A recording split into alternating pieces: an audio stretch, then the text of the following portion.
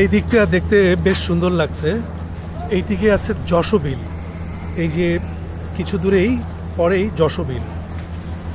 এইটা একটা ব্রিজ, ব্রিজের এই পাশে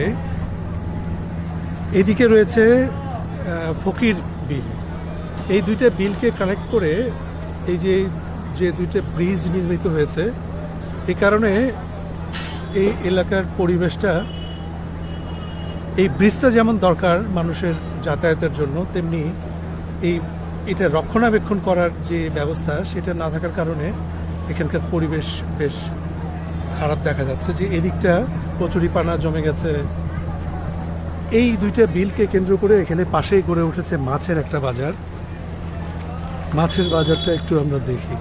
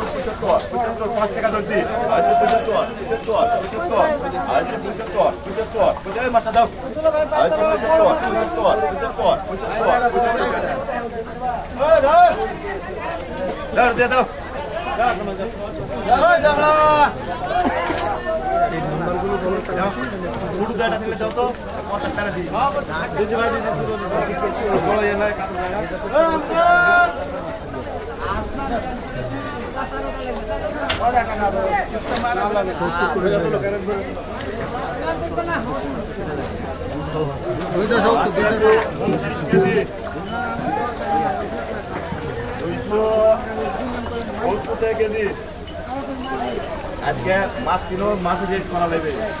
টায়ার গাড়ি করে বড় মাছ দিকে প্রতিদিন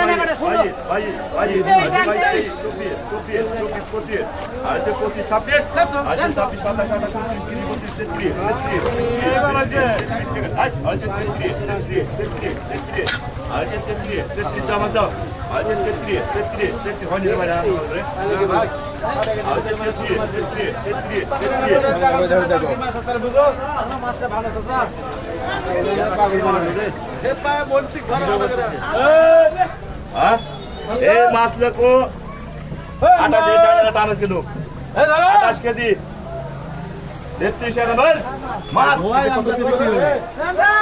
কততে বিক্রি হলো? এই পেছন বলা তুমি কিছু টাকা মারা 230 টাকা এর আগে থেকে 270।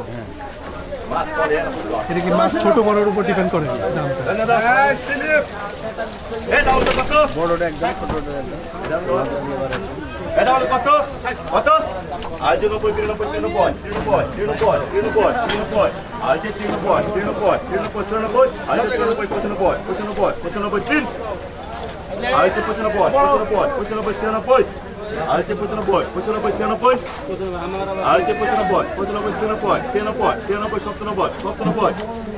আজ 95 আজ 99 আজ 99 200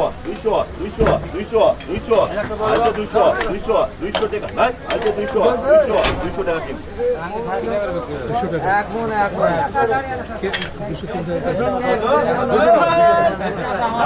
200 ডাক্তার তিন করে দিল আগে বললেন না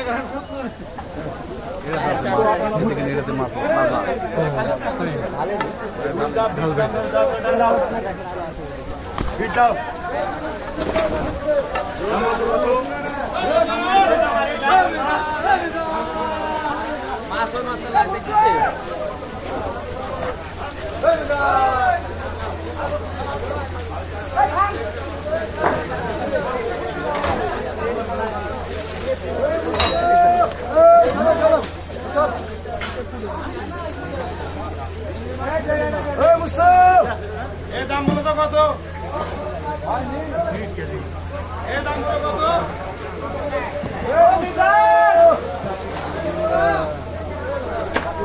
এই মোস্তা ভাই, আসবো আসবো। ভিডিওটা ভালো করে করুন তো, আসেন।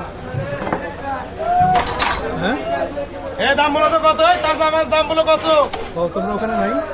এই মিজান! ও আচ্ছা আচ্ছা, আমি যে ব্রিজের মধ্যে থেকে বাজারের মধ্যে চলে আসছি। এই বাজারটার নাম কি? নর্দাস বাজার, নর্দাস বাজার। এটাই নর্দাস বাজার। নর্দাস বাজার, নর্দাস ইউনিয়ন। কি পরিমাণ মাছের আমদানি হয় এখানে? মাছ সম্পর্কে আমার ওভাবে ধারণা নাই, হ্যাঁ। তবে অনুমান করা যাচ্ছে প্রতিদিন 15-20 গাড়ি মাছ তো আসে এরকম গাড়িতে। এটা কম করে প্রতিদিন 15-20 গাড়ি আসে। সবার মিলে 1 কোটি টাকা লেনদেন হয় এখানে। আর এখানে যে ঢাকায় যায় মাছগুলো কি পরিমাণ যায় প্রতিদিন? ঢাকায় কয় গাড়ি হয় যায়? আপনার 2000 কেজি 2000 কেজি যায়।